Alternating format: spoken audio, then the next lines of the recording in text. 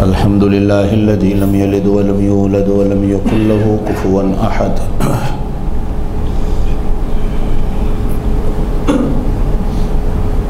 अल्हम्दुलिल्लाहिल्लज़ी lump यत्तखिज़ वलदन वलम यकुल लहू शरीकुन fill मुल्क।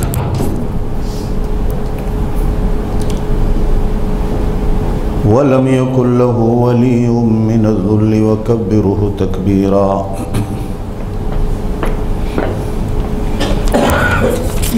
अशहदु अल्ला इलाहा इल्लल्लाहु वहदहु ला शरीका लह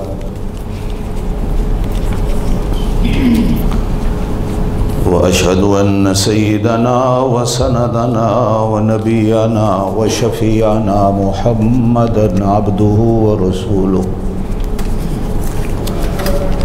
सल्लल्लाहु अलैहि व अला आलिहि व अस्हाबिहि व बारक व सल्लम तस्लीमन कसीरन कसीरा। अम्मा बअदु अऊज़ु बिल्लाहि मिनश शैतानिर रजीम। बिस्मिल्लाहिर रहमानिर रहीम। वैलुल लिल मुतफ्फिफीन।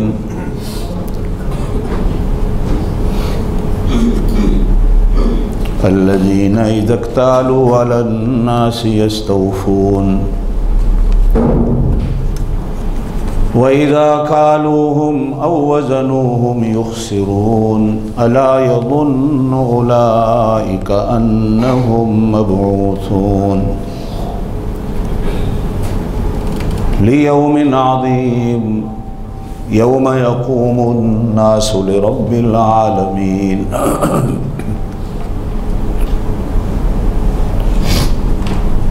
सदक़ल्लाहुल अलीयुल अज़ीम व बल्लगना रसूलुहुन नबियुल करीमुल उम्मीयुल अमीन व नहनु अला ज़ालिका लमिनश शाहिदीन वश्शाकिरीन वल्हम्दुलिल्लाहि रब्बिल आलमीन। अल्लाहुम्मा सल्लि अला मुहम्मदिन व अला आलि मुहम्मदिन कमा सल्लैता अला इब्राहीम व अला आलि इब्राहीम इन्नका हमीदुम मजीद। अल्लाहुम्मा बारिक अला मुहम्मदिन व अला आलि मुहम्मदिन कमा बारकता अला इब्राहीम व अला आलि इब्राहीम इन्नका हमीदुम मजीद। सारी तारीफ़ें अल्लाह के लिए।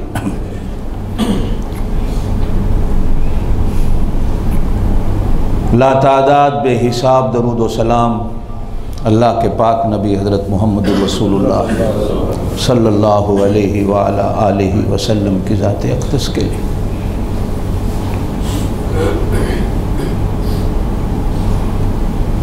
मुहर्रम का महीना है।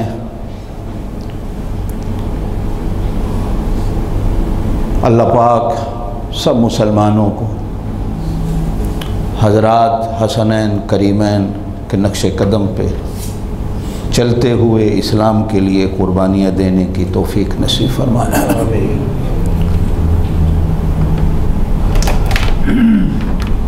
हर मुसलमान की एक आँख असहाबे पैगंबर हैं और हर मुसलमान की दूसरी आँख अहले बैत पैगंबर हैं। अगर हम सहाबा को छोड़ते हैं तो भी अंधे होते हैं, अहले बैत को छोड़ते हैं तो भी अंधे होते हैं। अल्लाह दोनों की हमें मोहब्बत नसीब फरमाए। हर मुसलमान का एक बाजू औलियाए किराम हैं और हर मुसलमान का दूसरा बाजू अइम्माए मुज्तहिदीन हैं। औलिया को छोड़ते हैं तो हम लूले बनते हैं, अइम्मा मुज्तहिदीन को छोड़ते हैं तो हम लूले लंगड़े बनते हैं। अल्लाह हमें औलिया की भी और अल्लाह हमें अइम्मा किराम की भी सच्ची मोहब्बत नसीब फरमा दे। मैं आम तौर पर, आपको भी पता है, दोस्त तबसरे भी करते रहते हैं, बातें मैं भी सुनता रहता हूँ कि इस माह अज़ीम में हज़रत हुसैन शहीद करबला रज़ी अल्लाह ताला अन्हु की शहादत को बयान नहीं करता, बल्कि मेरा नज़रिया और अक़ीदा ये है कि जो उलमाए किराम मिंबर पे बैठकर शहादत हुसैन का वाक़या बयान भी करते हैं वो सब झूठ बोलते हैं। इसलिए कि करबला का वाक़या न कुरान में है, करबला का वाक़या न हदीस में है, करबला का वाक़या न हमारी फ़िक़्ह हनफ़ी की किताबों में है या अहले तशरीह की किताबों में मिलता है, जिसके अंदर 90% झूठ और 10% सच होता है। शहादत को हम हक मानते हैं, बेशक हुई, अल्लाह उनके नक्शे कदम पे हमें चलने की तौफीक दे। लेकिन क्या हुआ क्या नहीं हुआ, पहली बात मैंने गुज़श्ता जुमा भी कही थी, अल्लाह ने हमसे पूछना नहीं। जो बातें अल्लाह ने हमसे पूछनी हैं उन्हें पढ़ा करो, उन्हें याद रखा करो। और नंबर 2, वाक़या करबला पर जो दुनिया में पहली किताब आई कि करबला में क्या कुछ हुआ, ये मेरी बात दिल पे लिख लेना। करबला के वाक़े के 200 साल बाद दुनिया में पहली किताब आई कि करबला में क्या हुआ। 200 साल पूरे किसी ने भी करबला की तारीख़ को बयान नहीं किया, क्या हुआ क्या नहीं हुआ। जो मौके के गवाह थे वो या शहीद हो गए, या मौके की गवाह औरतें थी वो खैमों में बंद थी, या मौके का गवाह इमाम ज़ैनुल आबिदीन थे, वो बुखार की हालत में खैमे में 1000 रकात नफल की नियत बांध के खड़े थे, उनको ये भी नहीं पता बाहर क्या हो रहा है। इस वाक़े के ऐनी गवाह 200 साल तक दुनिया में कोई नहीं मिले। 200 साल के बाद पहली किताब आई, और इत्तफ़ाक़ ऐसा है कि किताब लिखने वाला भी सुन्नी नहीं, अल्लामा वाक़दी उसका नाम है। पहली किताब जो दुनिया में करबला के वाक़े की आई, और उसने भी ऐसी लिखी कि जब जैसे अभी देख रहा है करबला में तीर कहाँ से आ रहा है, ये किसने मारा है, किसको लग रहा है, तीर कितने जाविये पे आ रहा है। अब 200 साल के बाद एक बंदा एक वाक़या लिख रहा है, दरमियान में उसको बयान करने वाला कोई नहीं, उसमें कितना झूठ होगा कितना सच होगा, इससे किसी को इनकार नहीं। शहादत हुई, जुल्म व सितम से हुई, हमारा यजीद रिश्तेदार नहीं, न हम उसे सच अच्छा समझते हैं। हमारी रिश्तेदारी हज़रत हुसैन से, हमारे बुज़ुर्गों ने उसे दुश्मन इस्लाम समझा, हम भी उसे दुश्मन इस्लाम समझते हैं। हमारे बुज़ुर्ग हज़रत हुसैन के साथ हैं, हम भी हज़रत हुसैन के साथ हैं, इसलिए कि हज़रत हुसैन को छोड़ते हैं तो ईमान जाता है, यजीद को छोड़ने से हमारा ईमान नहीं जाता, हज़रत हुसैन को छोड़ने से ईमान जाता है। इसलिए कि हुसैन वो है जिसकी ज़ुबान को नबी ने चूसा है, हज़रत हुसैन वो हैं जो नबी के सीने और कंधे पे खेले हैं, हज़रत हुसैन वो हैं जो नबी की गोद में बड़े हुए हैं। तो हम अगर हज़रत हुसैन को छोड़ते हैं तो बेईमान होते हैं। इसलिए मैं कहता हूँ एक आँख हमारी अहले बैत हैं, एक आँख हमारी सहाबा हैं, इनमें से किसी एक को छोड़ते हैं तो अंधे हो जाते हैं। इनके साथ मोहब्बत ऐन ईमान की निशानी है। और एक बात मैं कहता चलूँ, हुजूर सल्लल्लाहु अलैहि वसल्लम ने फरमाया जन्नत में हज़रत हुसैन नौजवानों के सरदार होंगे। अल्लाह आपको हम सब को जन्नत दे, आमीन ज़ोर से कह दें। और जन्नत में सारे जवान हो के जाएंगे, बूढ़ा हो के कोई नहीं जाएगा। अल्लाह पाक जन्नत में सबको जवानी की उम्र देगा। कहा जाता है किताबों में 32 साल की उम्र से ज़्यादा अल्लाह पाक जन्नत में किसी को उम्र नहीं देगा, सब नौजवान। एक मजाक भी मिलता है, हदीस में एक बूढ़ी औरत आई हुजूर सल्लल्लाहु अलैहि वसल्लम के पास, आके अर्ज़ करने लगी अल्लाह के रसूल दुआ करें मैं जन्नत में जाऊँ। हुजूर ने कहा बुढ़िया नहीं जा सन जन्नत। वो रोन लग पई। आप थोड़ी देर हंसते रहे, फिर उसने कहा रसूलल्लाह दुआ करो मैं जन्नत में जाऊँ। आपने फरमाया बूढ़ियाँ जन्नत में नहीं जाए, और रोई। फिर थोड़ी देर के बाद चुप होकर कहने लगी अल्लाह के रसूल अब तो दुआ करो ना, बहुत हो गया मैं रो ली। फरमाया बूढ़ियाँ जन्नत में नहीं जाएंगी। अब और रोने लगी। तो रोते रोते जब उसकी हिचकियां बंद गई तो अब अल्लाह के रसूल सल्लल्लाहु अलैहि वसल्लम ने मुस्कुरा के कहा, तो तू जब जन्नत में जाएगी तो अल्लाह पाक तुझे जवानी की उम्र देगा, बुढ़ी उम्र अल्लाह जन्नत में नहीं देगा। हंसने लग गई। तो फरमाया, इंसान देखो अपनी उम्र से, जवानी से कितना प्यार करता है। बुढ़ापा ना आपको अच्छा लगता है ना मुझे अच्छा लगता है, समझ आई। जवानी से हर कोई प्यार करता है। तो बहरहाल जन्नत में बूढ़े भी जवान होके जाएंगे। हाँ, कुछ लोग होंगे जो बूढ़े भी रहेंगे, उनकी सरदारी हदीस में आता है अल्लाह पाक हजरत अबू बकर सिद्दीक को देगा।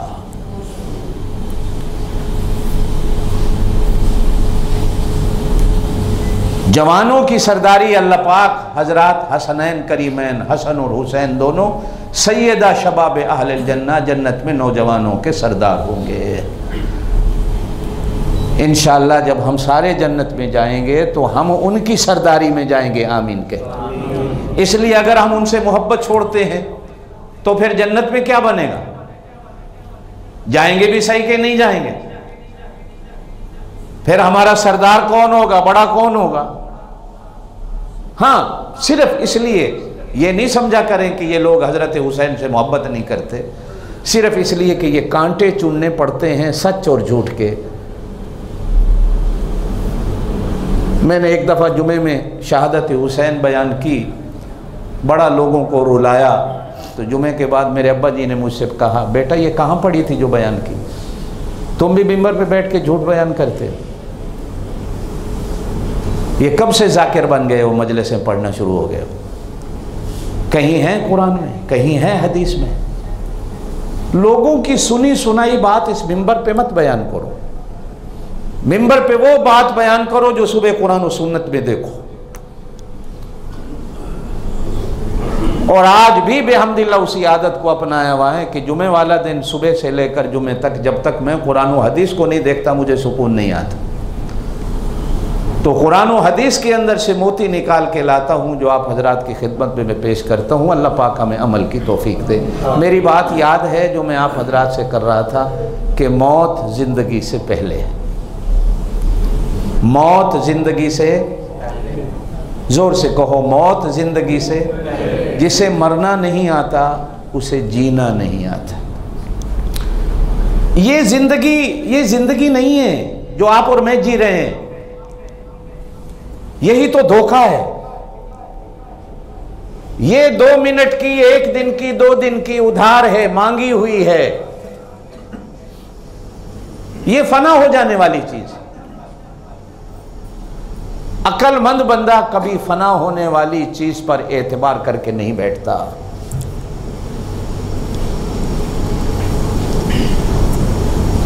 कितना वो बेवकूफ बंदा है जो फना होने वाली चीज पे यकीन करके बैठ जाए। इसने तो फना हो जाना है, खत्म हो जाना है।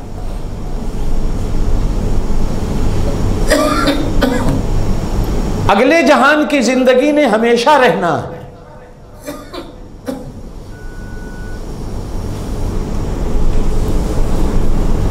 तो क्यों ना उस हमेशा रहने वाली जिंदगी को अच्छा बनाए।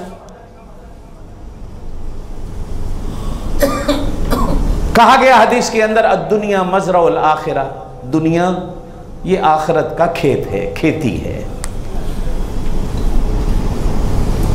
एक ज़मीन में साल में कितने बीज डाले जाते हैं। गंदम लगती है तो काट के दाने घर लाते हैं, फिर उसी जगह हल चला के फिर हम कपास को बीज देते हैं। वो ख़त्म होती है तो फिर गंदम को लगा दिया जाता है। ये ज़िम्मेदार आदमी वो मौसम जानता होता है कि कब किसने कटना है, कब किसने लगना है। जैसे ये खेती हमेशा ज़मीन में नहीं रहती, इसी तरह तू और मैं भी बेशक इसी ज़मीन से आए हैं, हमने हमेशा नहीं रहना। इसलिए ये दुनिया खेती है। और जो इस दुनिया को बनाने वाला है वो कई जगह कुरान में कहता है कि ये दुनिया खेल तमाशा है। ये कुरान में कई जगह है, इअलमू अन्नमल हयातुद दुनिया लअबुन व लहब। ये खेल तमाशा, खेल तमाशा कितने घंटे का होता है? फुटबॉल मैच देखें तो वो 1.5 घंटे का है, 1.5 घंटे बाद ख़त्म हो जाता है, जीत हार हो जाती है। ये क्रिकेट वालों ने हमें बेवकूफ़ बनाया हुआ है, 5-5 दिन का टेस्ट होता है, लेकिन आखिर 5 दिन के बाद भी ख़त्म हो जाता है। नतीजा क्या निकलता है जी? मैच ड्रा हो गया। कहते हैं कि जर्मनी ने, हिटलर ने क्रिकेट टीम बनाई थी जर्मन की, मैच खेलने गई, 5 दिन टेस्ट होता रहा। 5 दिन के बाद उसने रिजल्ट पूछा क्या हुआ, कहा जी ड्रा हो गया। उसने कहा सबको गोली मार दो। 5 दिन कौम को उल्लू बनाया, नतीजा क्या निकला जी? मैच बराबर हो गया। आज तक जर्मन ने फिर क्रिकेट टीम नहीं बनाई। उन्होंने कहा सबको गोली मार दो, कौम को उल्लू बना के रख देते। लेकिन आखिर फिर भी ये खेल तमाशा 5 दिन का हो, 1 दिन का हो, 50 ओवर का हो, 20 ओवर का हो, 6 ओवर का हो, खत्म हो जाता, हमेशा नहीं रहता। सिनेमा एक खेल तमाशा है, कितने घंटे की फिल्म होती है? 2.5 घंटे की, 2 घंटे की, 3 घंटे, आखिर वो भी खत्म हो जाती। फिर दूसरे शो को देखने वाले आ जाते हैं, फिर तीसरे शो को देखने वाले आ जाते हैं, चलता रहता, खत्म होता रहता। वो बनाने वाला दुनिया को कहता है कि मैंने दुनिया को एक खेल तमाशा बनाया। इसके आप कई माने कर सकते हैं। एक माना यह भी है जो मैं कर रहा हूं कि जिस तरह खेल तमाशा होता है, इसी तरह ये दुनिया और जिंदगी भी खत्म हो जाती है। सदा इस दुनिया में कभी कोई रहा नहीं और ना कभी किसी ने, जोर से बोलो, ना कभी रहा है कोई, ना कभी किसी ने रहा।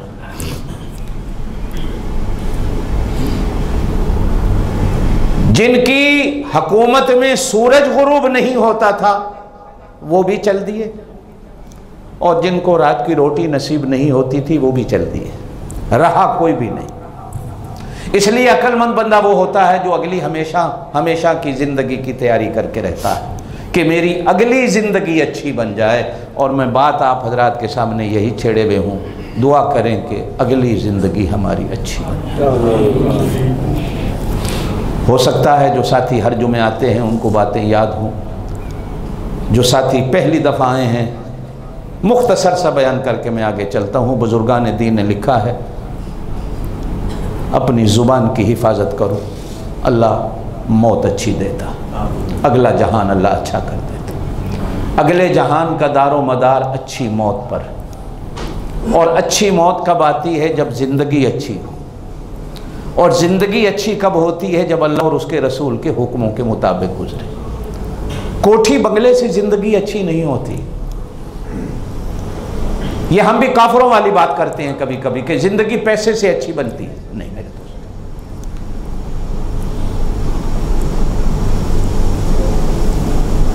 ज़िंदगी अल्लाह और उसके रसूल के हुक्मों से अच्छी बनती। अगर सारी दुनिया के पास पैसा हो जाए, सारे लोग अमीर हो जाएं, आपके जूते कौन बनाएगा? आपके कपड़े कौन सिएगा? आपकी हजामत कौन करेगा? आपके घर के काम कौन करेगा? मालूम होता है ये भी झूठ है। लोग कहते हैं सारी दुनिया पढ़ लिख जाए, दुनिया अच्छी हो जाएगी। मैं कहता हूं ये भी गलत है। जितने पढ़े लिखे आज बेवकूफ़ हैं, इतना अनपढ़ बंदा भी बेवकूफ़ नहीं। पढ़ा लिखा जितना पागल हो गया है, और जितनी पढ़े लिखे के घरों में लड़ाइयाँ हैं, अनपढ़ के घर में भी इतनी लड़ाई नहीं है। पढ़ा लिखा बंदा तो अल्लाह और उसके रसूल को भी कुछ नहीं समझता, वो तो आलमों को भी कुछ नहीं समझता।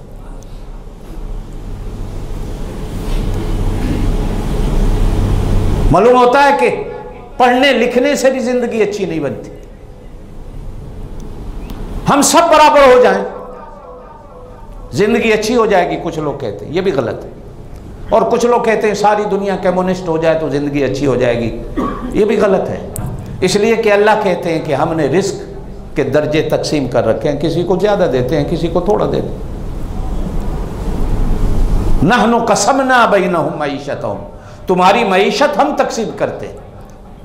ये अल्लाह की तकसीम है, सारे बराबर नहीं हो सकते। कोई काला है, कोई गोरा है, कोई बड़ा है, छोटा है, कोई अच्छा है, बुरा, ये अल्लाह करते हैं। कोई गरीब है, अमीर है, ये अल्लाह करते हैं। जिंदगी कब अच्छी बनती है? जब मैं अल्लाह और उसके रसूल के हुक्मों पे चलूँ। वो पैसे में भी अच्छी बन सकती है, वो गरीबी में भी अच्छी बन सकती है, वो जहालत में भी अच्छी बन सकती है, और वो इल्म के होने में भी अच्छी बन सकती है, जब मैं अल्लाह और उसके रसूल के हुक्मों पे चलूँ। तो आप सल्लल्लाहु अलैहि वसल्लम ने फरमाया, जिंदगी अच्छी तो मौत अच्छी, मौत अच्छी तो अगला जहान अच्छा। मौत अच्छी कब होती है? फरमाया, अपनी जुबान को अच्छा इस्तेमाल करो। मरते वक्त ये चीज इंसान को कलमा देती। आमीन, जोर से कहते। बुजुर्गान दीन ने लिखा है, रोजाना थोड़ा बहुत सदका दिया करो। सदका मरते वक्त कलमा नसीब कराता है। आमीन कहते। बुजुर्गान दीन ने लिखा है, अच्छे लोगों की सोहबत को इख्तियार करो। अच्छे लोगों की मजलिस में बैठना मरते वक्त कलमा नसीब हो जाता है। बुजुर्गान दीन ने लिखा है, नफल पढ़े करो। फर्ज तो पढ़ने हैं, नफलों की भी आदत डालो। नफल पढ़ना इंसान की मौत को अच्छा कर देता है, मरते वक्त कलमा नसीब हो जाता है। मिसवाक की आदत डालो, इसलिए कि ये सुन्नत है और सुन्नत के अंदर नूर होता है। बुजुर्गान दीन ने लिखा है, अजान सुनकर अजान का जवाब दिया करो। ये अमल भी इंसान को मरते वक्त कलमा नसीब करता है।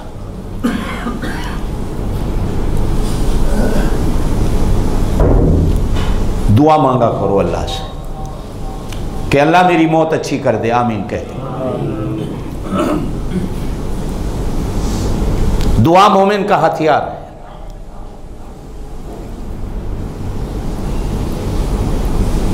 लोग कहते हैं तकदीर नहीं बदलती, लेकिन मैं कहता हूं कि दुआ भी तकदीर को बदल देती।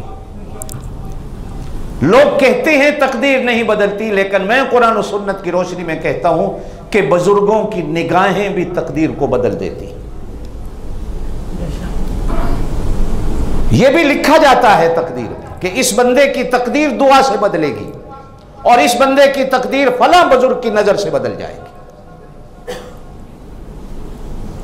बुजुर्गों के, नेक लोगों के देखने से अल्लाह गुनाह मिटा देता है। यह कोई मामूली चीज नहीं बुजुर्गों को देखना।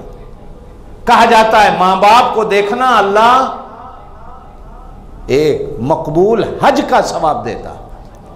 पूछने वाले ने पूछा, या रसूल अल्लाह, जोर से कह दो सल्लल्लाहु, अगर मैं 100 दफा देखूं तो क्या मुझे 100 हज का सवाब मिलेगा? तो मेरे पाक नबी ने फरमाया, तेरे अल्लाह का खजाना कोई छोटा नहीं, तू 1000 दफा देख, अल्लाह 1000 हज का सवाब दे देगा। बुजुर्गों को देखने से भी इंसान की तकदीरें बदलती। और शायद इसी पर अल्लामा इकबाल का एक शेर मिलता है कि निगाहे मर्द मोमिन से बदल जाती हैं तकदीरें, जो हो ज़ौक़े यकीन पैदा तो कट जाती हैं जंजीरें। अगर इंसान के अंदर यकीन अच्छा आ जाए तो जंजीरें भी टूट जाती। हमारे इलाके में एक बुजुर्ग गुजरे जिनको मैंने अपनी आंखों से देखा, उनकी गोद में खेला हूं। सैयद नियाज़ अहमद शाह साहब गिलानी रहमतुल्लाह, बहुत बड़े बुजुर्ग गुजरे। कादियानियों के खिलाफ 1953 में तहरीक चली थी पाकिस्तान में, हो सकता है बुजुर्गों को याद, जब छोटे छोटे कहा करते थे, 2 लकड़ी 2 काने, मिर्जा मोया टट्टी खाने, ये नारे होते थे उस जमाने में। 10,000 मुसलमान, मुमताज़ खान दौलताना पंजाब क्या मगरबी पाकिस्तान का गवर्नर था, लाहौर की सड़कों पे मुसलमान मारा गया था। 10,000 मुसलमान खत्म नबूवत के लिए। हजरत शाह साहब रहमतुल्लाह अलैह को हथकड़ी लगी, खानेवाल स्टेशन पे ले गए जेल में ले जाने के लिए मुल्तान। तो स्टेशन पे थानेदार ने को बदतमीजी की, तो वहीं खड़े खड़े कहा अल्लाहु अकबर, ऐसे जो किया हथकड़ी टूट गई और थानेदार को ऐसे उठाया, ऐसे ले गए। जान बड़ी थी, अल्लाह ने बड़ा कदबुद दे रखा। जो 2 लगाई वो बेहोश होके गिर पड़े, बाकी पुलिस वाले डरते हुए नेड़े नहीं आए। अल्लामा इकबाल की बात याद आती है, जो हो ज़ौक़े यकीन पैदा तो कट जाती हैं जंजीरें। इंसान का ईमान अगर अल्लाह की ज़ात पे पक्का और पुख्ता हो तो ये जंजीरें और ये दीवारें भी इंसान का कुछ नुकसान नहीं कर सकती। इसलिए कहा जाता है कि बुजुर्गों की सोहबत, बुजुर्गों की नज़र अगर इंसान की जिंदगी को बना सकती है तो इंसान की मौत को भी बनाती है, और जिसकी मौत बन जाती है उसका अगला जहान अच्छा बनता है। आज जो मैं बात आप हजरात के सामने रखना चाहता हूं, हदीस पाक के अंदर फरमाया, तुम चाहते हो मौत अच्छी हो? जो बंदा चाहता है मेरी मौत अच्छी हो, कहो ना जी। सारे चाहते हो मौत अच्छी हो? अल्लाह मरते वक्त कलमा दे दे, अल्लाह मरते वक्त कलमा दे, अल्लाह अचानक की मौत न दे, आमीन कहे। अल्लाह परदेश की मौत न दे, अल्लाह एक्सीडेंट की मौत न दे, अल्लाह ऐसी मौत दे खुशो खुरम अपने घर में पड़े हो। अल्लाह किसी का मौत के वक्त मोहताज ना करे, अल्लाह औलाद का भी मोहताज ना करे, आमीन जोर से कह दो। आज दुनिया में सबसे बुरी चीज मोहताज की है, अल्लाह किसी का मोहताज ना करे। हम सबको अपना मोहताज रखे, हम उसी के मोहताज रहे। अल्लाह औलाद का भी मोहताज रहे, किसी के मोहताज रहे।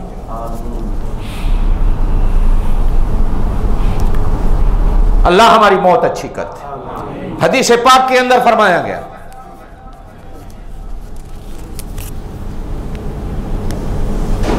रिज़्क़ हलाल खाने की तुम कोशिश करो, अल्लाह मरते वक्त कलमा देते। ये रिज़्क़ हलाल बड़ी बरकत वाली चीज है। ये इंसान की जिंदगी भी बनाता। ये तो आज हम हैं मुसलमान जो कहते हैं जी दुकान पे जब तक मैं हराम न चलाऊं मेरी रोजी पूरी नहीं होती। ये तो हम है, जबकि वो कहता है रोजी तो मेरे जिम्मे है।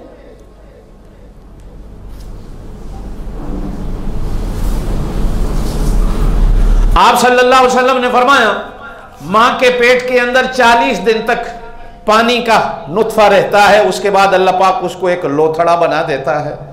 लोथड़े के बाद वो एक गोश्त की बोटी बनती है। जब 4 महीने होते हैं उसके अंदर रूह डाल दी जाती है। जैसे ही रूह डाल दी जाती है 4 चीज़ें उसकी लिख दी जाती हैं। इसकी उम्र कितनी होगी, ये भी उसी टाइम 4 महीने के बाद लिख दिया जाता है। इसकी उम्र जोर से कहो कितनी होगी, इसको रिस्क कितना देना है, ये 4 महीने के बाद ही लिख दिया जाता। वैसे तो कहीं कहीं कहा गया कि हमारे पैदा होने से पहले ही लिख दिया गया, ये भी मिलता है, लेकिन यहां ताजा। आप देखते होंगे दुकान वालों के पास 2 रजिस्टर होते हैं, एक रोजाना का रोजनामचा होता है और एक खाता होता है जहां फिर पूरे महीने के हिसाब लिखे जाते हैं। साल हो गया फलाने का उधार रह रहा है, वो अलग रजिस्टर होता है।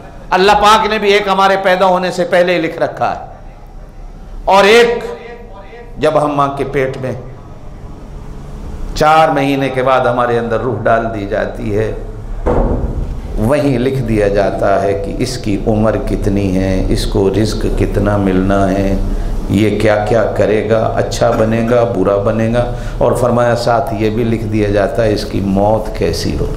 ये 4 चीज़ें उसी वक्त लिख दी जाती हैं। रिज़्क़ उसने हमारा पैदा होने से पहले लिख रखा, लेकिन आज हम मुसलमान हैं, हमारा ईमान इतना कमज़ोर हो चुका कि हम कहते हैं जब तक हराम खाएंगे कहाँ से।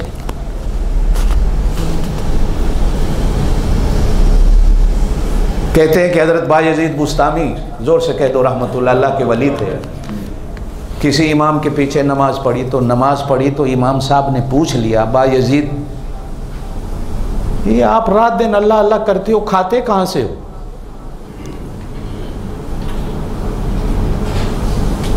तो कहा तुम ठहरो, मैं तुम्हारी सवाल का जवाब बाद में देता हूँ, पहले मैं वो नमाज लौटा लूँ जो तेरे पीछे पढ़ी है। कोने में खड़े होकर नमाज पढ़ ली जो उसके पीछे पढ़ी थी इमाम साहब। अब इमाम साहब को जवाब दिया कि जिस बंदे ने इमामत की हमारी अल्लाह की जात पे यकीन नहीं कि वो पूछ रहा है कि खाते कहां से हो, तो मेरी नमाज कैसे उस इमाम के पीछे होगी जो पूछ रहा है खाते कहां से। अरे भाई मैं तो मां के पेट में 4 महीने का था, उसने लिख दिया था, खाएगा कहां से।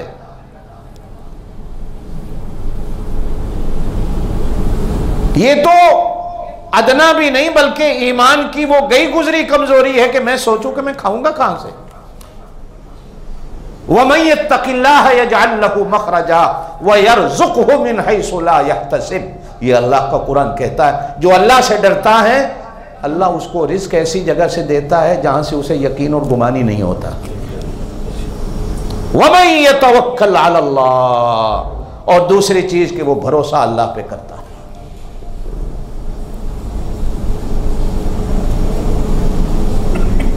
फरमाया रिस्क हलाल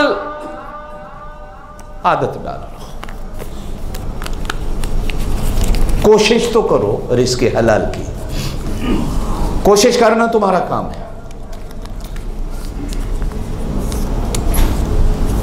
मरते वक्त कलमा दे देना मेरे अल्लाह का काम है। अब रिस्क हलाल के कई तरीके हैं, जो तरीका मैं आज आप हजरात के सामने बयान करना चाहता था, जो मैंने कुरान की एक सूरत की 2 आयत पढ़ी। वैलुल लिल मुतफ्फिफीन, जो आज हमारे यहां इतना बड़ा फैशन बन चुका है कि जिसको अच्छा खासा मुसलमान भी गुनाह नहीं समझता, और समझता है तो परवाह नहीं करता। आप सल्लल्लाहु अलैहि वसल्लम ने फरमाया 5 चीजें 5 चीजों के साथ जुड़ी हुई हैं। खमसन बे खमसन, 5 चीजें 5 चीजों के साथ जुड़ी हुई हैं। जो कौम नाप तोल में कमी करती है,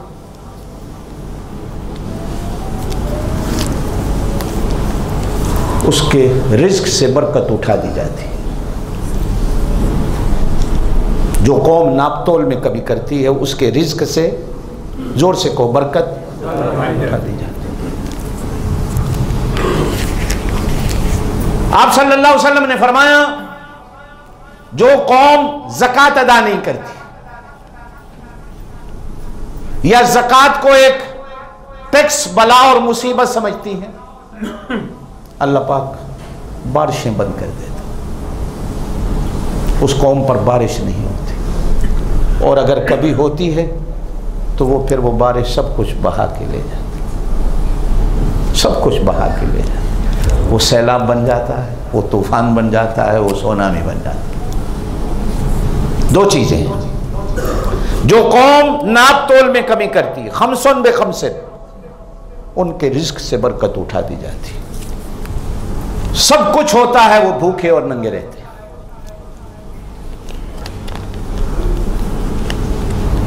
अब बुजुर्गान दीन ने बड़ी अजीब बातें लिखी हैं कि बरकत उठाने का मतलब क्या है।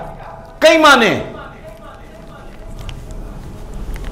पहली बात, बाजारों से चीज नापैद हो जाती, मिलती नहीं, यह भी बरकत का उठ जाना। नंबर 2, मिलती है, महंगाई इतनी हो जाती है कि लेने की ताकत और कुव्वत नहीं रहती।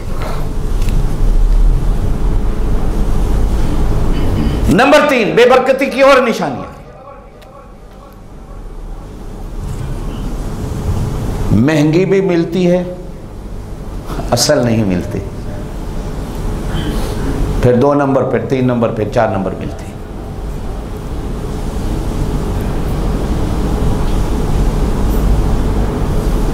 ईमान से थोड़ा सा आप और मैं, थोड़ा सा, मैं भी उसमें शामिल हूं, आप भी। आप अपने मुल्क में कोई दुकान दिखा सकते हैं, बता सकते हैं जो आपको पूरा तोल के देता हो? मुसलमान मुआशरे में। और कुरान कहता है कि एक कौम, एक उम्मत, एक नबी की, व या कौमी औफुल मिक्याल वल मीज़ान बिल क़िस्त, जो हजरत शुएब अलैहिस्सलातु वस्सलाम की कौम कहा जाती है। कुरान कई जगह उनके वाक़े को बयान करता है। हर अच्छाई उस कौम के अंदर थी, सिर्फ एक बुराई थी कि वो घट तोलते थे, घट नापते थे। अल्लाह का नबी हर कदम पे रोकता रहा, लेकिन कौम रुकने पे ना आई तो कुरान कहता है रात को जो सोई तो सुबह वो कौम नामो निशान के साथ मिट चुकी थी। आज भी वो आबादी दुनिया में मौजूद है। चटियल मैदान, आज भी जमीन से धुआं निकलता हुआ नजर आता, आज भी। हुजूर अलैहिस्सलातु वस्सलाम की सवारियां वहां से गुजरी तो सहाबाए किराम से फरमाया, खबरदार सवारियों को भी इस जगह से पानी मत पिलाना, दौड़ाओ, ये खुदा के अजाब की जगह।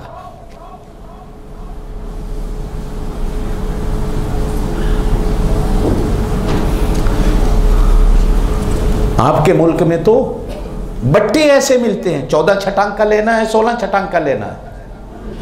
आप जाएं जहां से बट्टे मिलते हो, आपको बिल्कुल चिट्टा साफ सफेद दुकान वाला कहेगा जिससे आप बट्टे खरीदने जाएं, कितनी छटांग वाला चाहिए, कितने वजन वाला चाहिए। 1 किलो का बट्टा ऐसा भी है जो 14 छटांग का है, एक ऐसा है जो 16 का है, एक ऐसा है जो 14.5 का है। आपको कौन सा चाहिए? मुसलमान खरीदता है। हर दुकान वाला डंडी मार रहा।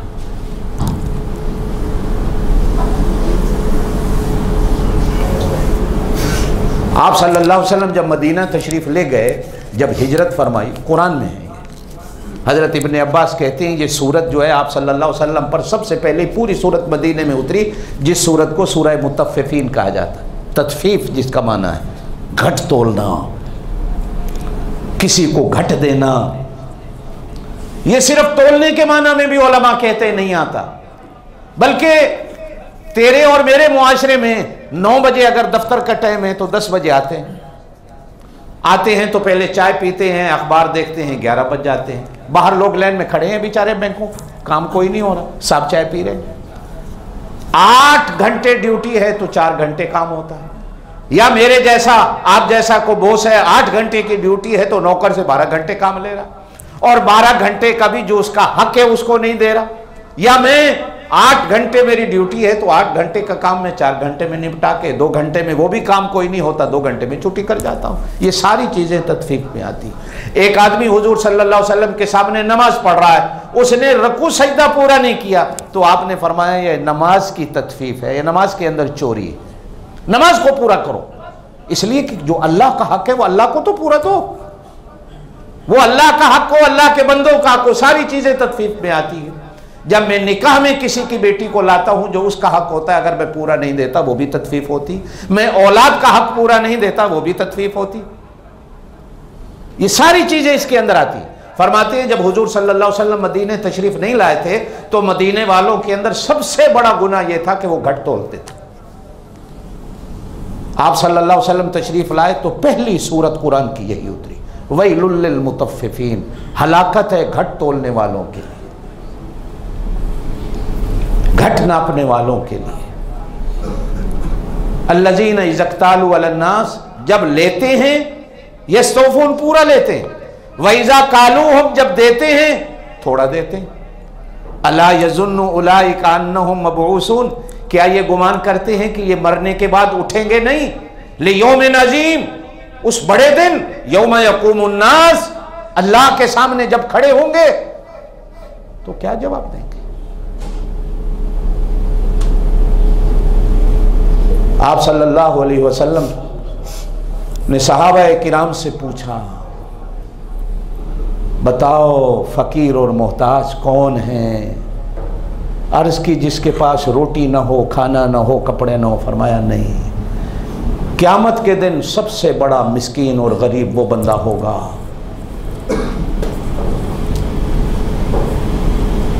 जिसने दुनिया में रहते हुए लोगों के हक मारे होंगे, घट दिया होगा, घट नापा होगा, हक खाया होगा। क़यामत वाले दिन अल्लाह कहेंगे इनको दे, वो कहेगा मेरे पास तो कुछ नहीं। कहा जाएगा इसकी नेकियां इनको दे दो। जब नेकियां सारी दे दी जाएंगी और कुछ आएंगे, अल्लाह हमें भी इसने दिया था घट, कहा अब और तो नेकियां हैं कोई नहीं, इनके गुनाह इसके सर पे डाल दो। सबसे बड़ा मिस्कीन, यतीम और मोहताज बंदा ये होगा।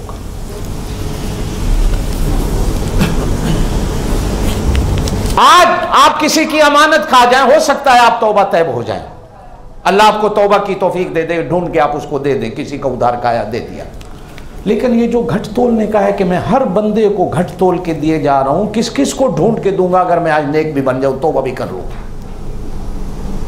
किस किस को वापस करूंगा, कहां कहां से कौन ले गया कौन नहीं ले गया।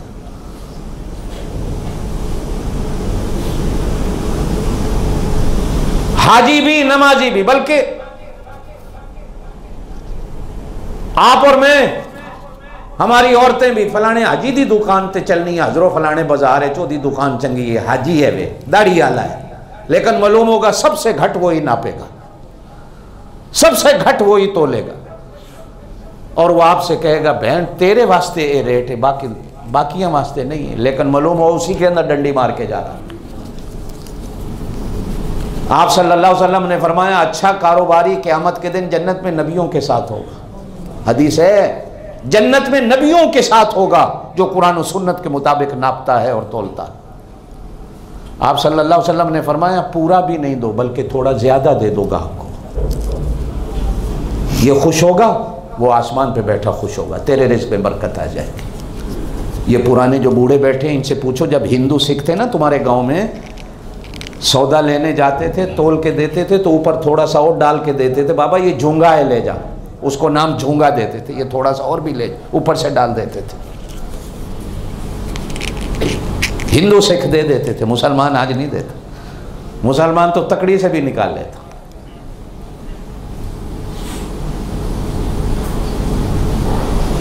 और हमने रिज़्क़ हराम के क्या क्या तरीके इख्तियार कर रखे हैं वो आप मुझसे बेहतर जानते हैं। यहां भी मेरे कई मुसलमान दोस्त हैं, वो कंडा लेके फिर रहे हैं, पुराना माल लेते हैं लोगों से, कितना उस कंडे के अंदर मारते हैं, कहते हैं जी वो भाव तो चूंकि चढ़ गया है तो हम कंडे के अंदर से पूरा कर लेते हैं। ईमान से मेरे दोस्तों, जब हम अपनी औलाद को रिज़्क़ हराम खिलाएंगे तो क्या हमारी औलाद हमारी बनेगी, अल्लाह रसूल की बनेगी।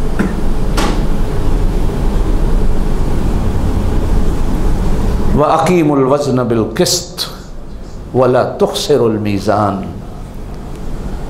एक तराजू क़यामत के दिन मेरे अल्लाह के पास होगा,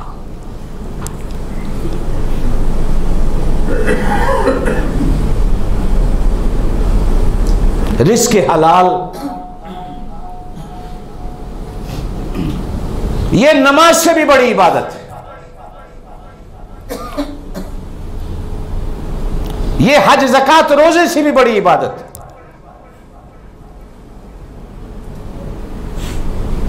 इसलिए कि नमाज तो सिर्फ 5 वक्त की आप पर फर्ज है, रोजा साल के बाद आता है, हज जिंदगी में एक बार आता है, ज़कात भी साल के बाद आती।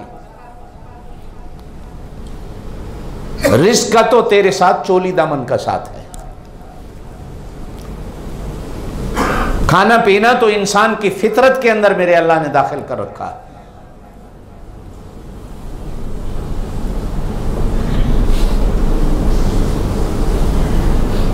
आज हम मुसलमान एहतियात से भी चले गए हैं कि एहतियात तो कर लें। या अय्युहल्लज़ीना आमनू, ईमान वालो, कुलू मिन तय्यिबात, पाकीज़ा चीज़ें खाओ, मा रज़क़नाकुम हलालन तय्यिबा, जो अल्लाह ने तुम्हें हलाल और पाक दी हैं, खा के वशकुरु लिल्लाह, अल्लाह का शुक्र अदा करो, इन कुंतुम इय्याहु ताबुदून, अगर तुम खालिस उसके बंदे हो।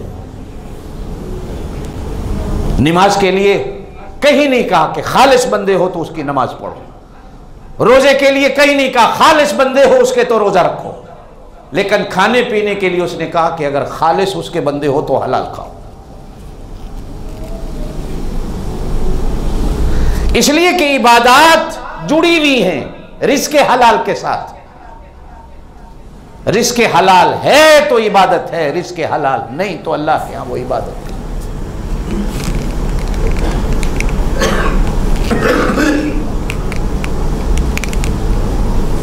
आज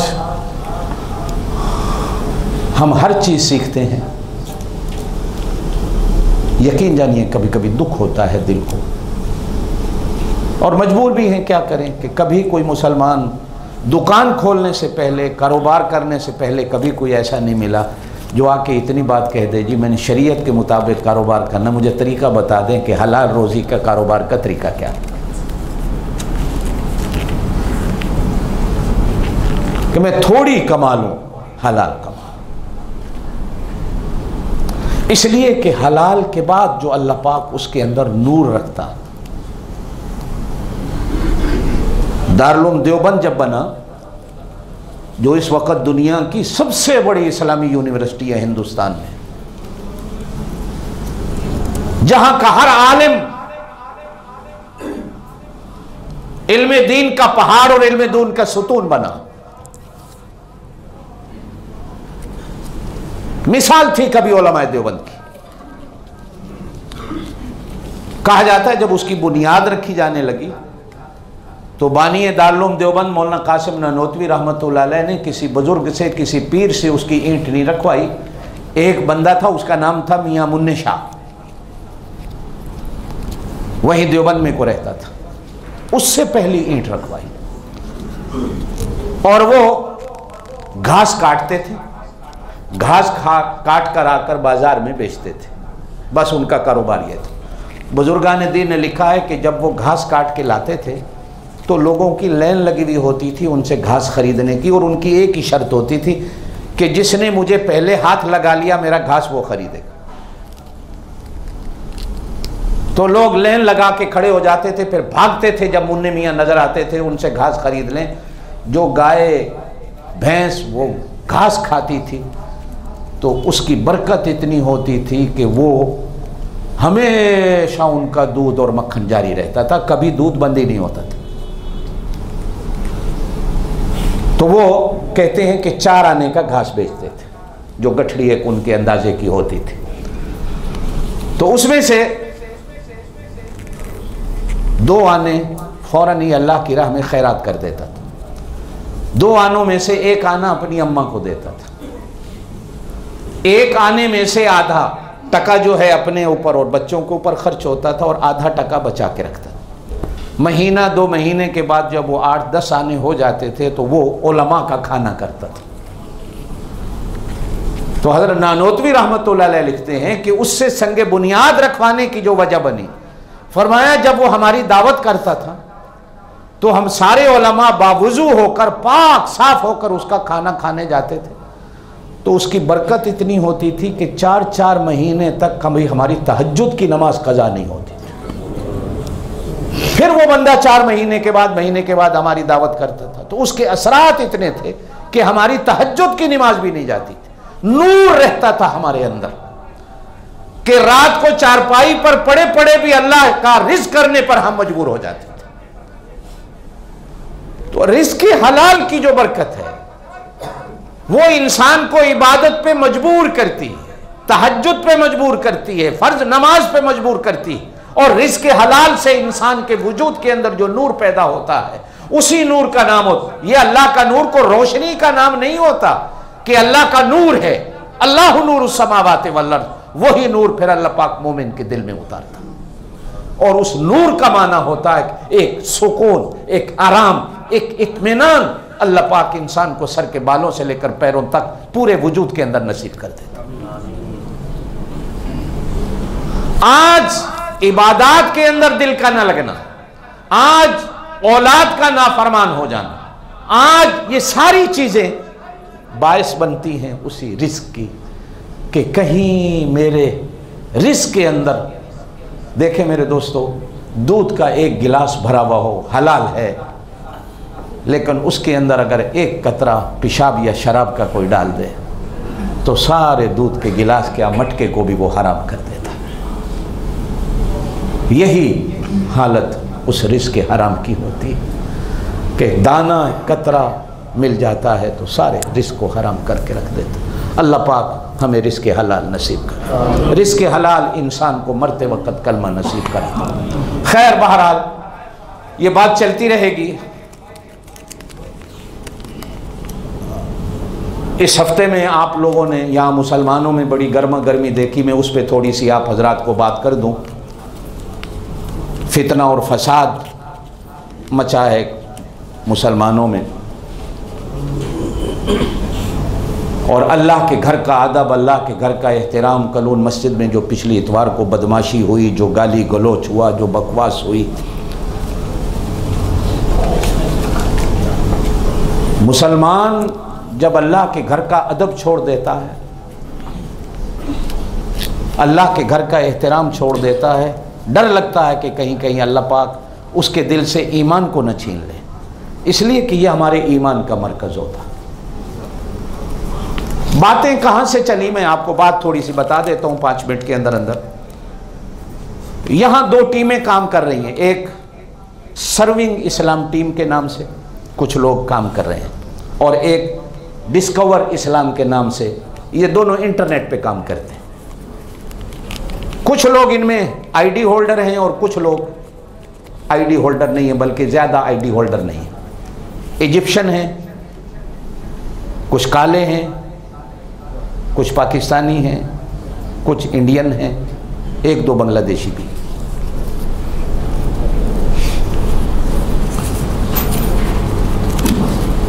इन 20-25 आदमियों का नजरिया यह है कि हम सारे, जितने आप, मैं, कलोन मस्जिद, हांगकांग में जितनी मस्जिदें हैं, बल्कि उन्होंने जो लेटर लिखा है गुज़श्ता जुमा बांटा गया है, उसमें हांगकांग के सारे इमाम, ये कोई इस्लाम की खिदमत नहीं कर रहे, सारे जाहिल हैं। वो सिर्फ 20 और 25 आदमी इस्लाम की खिदमत करने वाले हैं, जिनके ये 2 मैंने आपको नाम बताए, जो 2 तंजीमें बनी हुई। हमारे साउथ इंडिया मुसलमान जो मद्रास के हैं, इनके यहाँ एक मौलूद पढ़ा जाता है। कलोन मस्जिद में एक इमाम साहब भी साउथ इंडिया मद्रास के हैं। ये टीम वाले काफ़ी दिनों से इमामों का पीछा कर रहे होते हैं कि इमामों की को बात मिले तो लोगों के सामने फैलाएं, नफ़रतें पैदा हों और लोग इन इमामों से एतबार, तो सबसे पहले उस इमाम को निशाना बनाएं। वो एक मौलूद पढ़ते हैं। उनके मौलूद के अंदर शेख अब्दुल कादिर जिलानी रहमतुल्लाह अलैह के बारे में कुछ अल्फाज ऐसे हैं कि वो मदद करने वाले हैं, वो देने वाले हैं, या उनसे मदद मांगी जाती है। इन दोस्तों ने उस मौलूद की वीडियो बनाई और उस वीडियो को यूट्यूब में डाल दिया गया कि ये इमाम मुशरिक है, ये इमाम शिर्क कर रहा है। मुसल्ले पे वो नमाज पढ़ाने खड़ा हुआ तो उस इमाम को पकड़ के हटा दिया गया कि तेरे पीछे नमाज नहीं होती। और वो लोग कलोन मस्जिद में अपनी जमात कराते हैं। 1-2 जुमे हमारे यहाँ भी आए हैं, बड़ी ज़ोर से पीछे आमीन की आवाज़ आती है, आपने भी सुना होगा। ये उनके तरीके हैं कि आमीन वो सुन्नत समझ के नहीं कहते, वो फितना और फसाद, लड़ाई हो, लोगों में हसद पैदा हो, आमीन ऊंची को।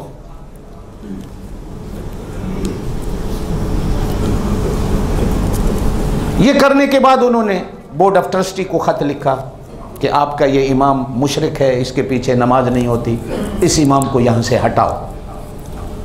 ट्रस्टी वालों ने इमाम साहब को बुलाया, इमाम साहब से पूछा। इमाम साहब ने कहा कि भाई बेशक किताब के अंदर लिखा है, लेकिन मैं शेख अब्दुल कादिर जिलानी रहमतुल्लाह अलैह को ऐसा नहीं समझता जो आप लोग कह रहे हैं। मैं तो सब कुछ अल्लाह को समझता हूँ कि अल्लाह देने वाला है, अल्लाह मदद करने वाला है, सब कुछ अल्लाह है, शेख अब्दुल कादिर जिलानी नहीं है। तो ट्रस्टी वालों ने इत्मीनान कर लिया इमाम साहब की बात पे, बल्कि इमाम साहब ने ये अल्फाज लिख के भी दे दिए कि मैं इस अकीदे का नहीं हूँ, मेरा अकीदा ये। लेकिन उन लोगों को फिर भी एतबार नहीं आया, यकीन नहीं आया। तो फिर ट्रस्टी वालों को परेशान किया गया, अपनी नमाजें कराई जाती रही। फिर ट्रस्टी वालों ने हमारे साथ उनकी मीटिंग रखी कि चलो हम हांगकांग के इमामों को बुला लेते हैं, इमाम तैयब को बुला लेते हैं, चलें ठीक है। और हाफिज़ नसीम साहब मिनहाजुल कुरान के इमाम साहब हैं, हम उनको बुला लेते हैं, और मुफ्ती साहब को बुला लेते हैं। इन 3 इमामों पर एतबार है कि जी ठीक है, इन इमामों को बुला लो। कहा गया कि ठीक है, ये इमाम आ जाते हैं, तुम भी 3 बंदे आ जाओ। तो पहले मैं तो ना लूँ बहुत की, कि इसलिए कि मैं ट्रस्टी के मामलात में, मेरा अपना एक इदारा है, हमारा ख़त्म नबूवत का है, मैं नहीं चाहता कि मैं इस फितने और फसाद में मचूँ, तुम जानो तुम्हारा काम जाने। लेकिन बहरहाल ट्रस्टी वालों ने जब मजबूर किया कि ये उम्मत का एक मसला है कि फितना फसाद मस्जिद में मच रहा है, तो उस फितने और फसाद को बचाने के लिए मैं उस मीटिंग में चला गया। इत्तफाक ऐसा कि उस मीटिंग में जब हम बैठे, ट्रस्टी वाले थे, हम इमाम थे, तो वो जो साथी हैं ये दो आदमी आए और एक तीसरा आदमी इन्होंने मिस्र से, एक कि जी मैं स्कॉलर हूँ और मैं आलिम हूँ, मैं कतर में रहता हूँ, उन लोगों ने उसे भी गोया कि शायद को मुनाजरा उन्होंने समझा कि मुनाजरा होगा, तो हमारे मुकाबिल में एक वहाँ से आदमी बुलाकर, उसने टाई लगाई हुई, पेंट कोट पहना हुआ, सर पे टोपी ना पगड़ी, के मैं आलिम हूँ, मेरे से बात करो। तो पहले तो हम चुप रहे, चलो मेहमान हैं, ना किसी ने नहीं पूछा हमसे कि इस बंदे को हम ले आए ना ले आए, ये आए ना आए, उसने भी नहीं पूछा कि मैं तुम्हारी मीटिंग में आऊं या ना आऊं।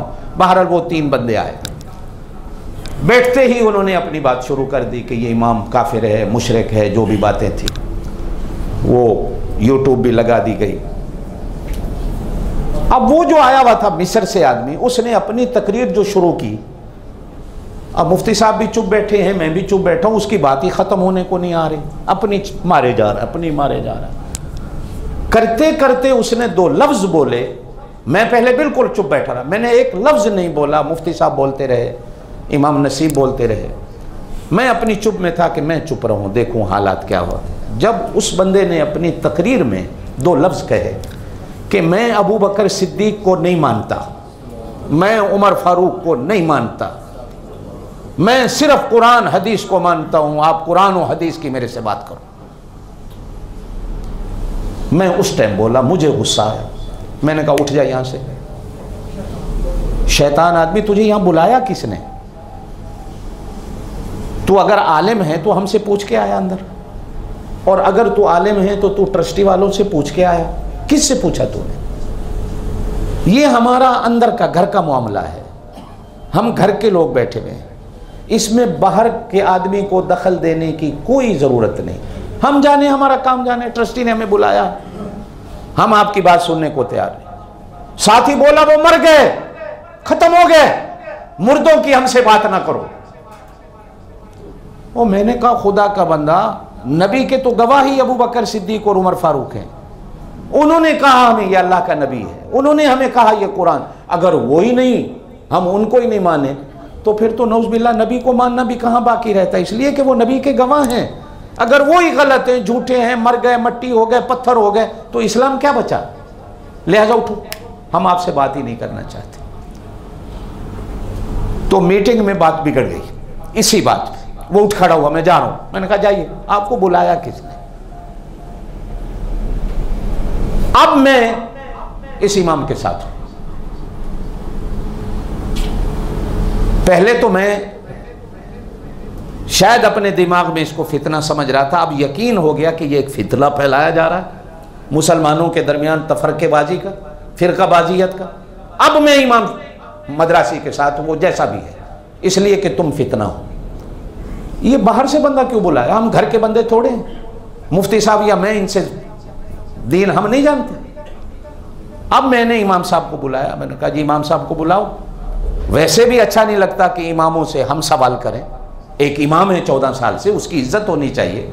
ये टके टके के बंदे आपने बुला लिए कि इनके सामने हम इमाम से पूछें। इमाम को बुलाओ, इमाम को बुलाया गया। मैंने इमाम साहब से पूछा आपका ये नज़रिया है कि जी नहीं, मैं तो अल्लाह को वहदहू ला शरीक मानता हूँ, अल्लाह को देने वाला समझता हूँ, अल्लाह को सुनने वाला समझता हूँ, पीर फ़कीर कुछ नहीं दे सकता। मैंने कहा जी दुआ करो, दुआ खैर है हम इस इमाम के साथ, कि जी नहीं तुम सारे मिले हुए हो, तुम सारे अंदर से एक हो, तुम सारे मुशरिक हो, हम तुम्हारे खिलाफ काम करेंगे, इन मस्जिदों पे कब्जे करेंगे, ये मस्जिदें हमारी होनी चाहिए, तुम लोगों को यहाँ से निकाला जाना चाहिए। वो बात ट्रस्टी वालों ने, इमाम साहब की बात पे हमारी दुआ खैर हो गई। ट्रस्टी वालों ने ये लास्ट इतवार को इसी पर मीटिंग रख ली कि भाई अब हम इन लोगों के साथ क्या करें। आया इनको मस्जिदों में बैंड करें, पुलिस को इत्तला करें, इनको उठा के ले जाएं, इसलिए कि ये तो मस्जिदों में फितना फसाद चाहते हैं। हमने कहा कि भाई सारी इस्लामी तंजीमें जितनी हैं आप उनको इतवार को बुला लो। तो सारे अगर ट्रस्टी के साथ हैं, हम ट्रस्टी के साथ हैं, इसलिए कि ये बात गलत है। जैसे ही वो ऐलान हुआ, इन दोस्तों ने भी आप लोगों को भी बुलाया, टूरिस्टों को भी बुला लिया। आज कलूल मस्जिद में लड़ाई होगी, झगड़ा होगा, ट्रस्टी के बारे में सवाल जवाब बड़े बड़े छाप दिए गए, ये क्या करती है क्या नहीं करती, क्या करती है क्या नहीं। हमें उससे कोई मतलब नहीं, वो ट्रस्टी उनके जवाब दे, वो ट्रस्टी जाने वो जाने। हमारा उस दिन भी हमने ट्रस्टी वालों से कह दिया ये तुम्हारा मामला है, हमारा मामला इमाम के साथ। हम इमाम की बात करने आए हैं और तफरकेबाजी को रोकने आए। तो तमाम लोगों ने उस दिन ट्रस्टी का साथ देने का ऐलान किया। और जो कुछ उस दिन आप लोग भी मस्जिद में गए और जो कुछ आप लोग में से कोई थे, जो कुछ वहाँ देखा, जो कुछ हुआ, अल्लाह माफ़ फरमाए, हम मुसलमान, पुलिस भी आ गई थी। चाइनीज़ पुलिस वालों ने भी कहा कि अगर तुम मुसलमान मस्जिदों के अंदर ऐसे हो तो तुम बाहर कैसे होंगे, कि तुम्हें अल्लाह के घर का भी अदब व एहतराम नहीं, कैसे गालियाँ बक रहे हो मस्जिद में। और वो इंतज़ार में थे कि हमें आर्डर करो, हम इनको उठा के ले जाएं। ट्रस्टी वालों ने इतनी नेकी की कि उस वक़्त पुलिस को रोक दिया गया, उनको उठाया नहीं गया। लेकिन वो लोग मस्जिदों के अंदर मुस्तकिल फितना और फसाद मचाने को तुले हुए। कभी कभी हमारे यहाँ भी आ जाते हैं। अब हमने ये तय किया, मेरी आपसे भी दरख्वास्त है, ये अल्लाह के घर हैं, आइए नमाज पढ़ें जाएं। वो आएँ, हमारे पीछे नमाज पढ़ें, पढ़नी है जाएं।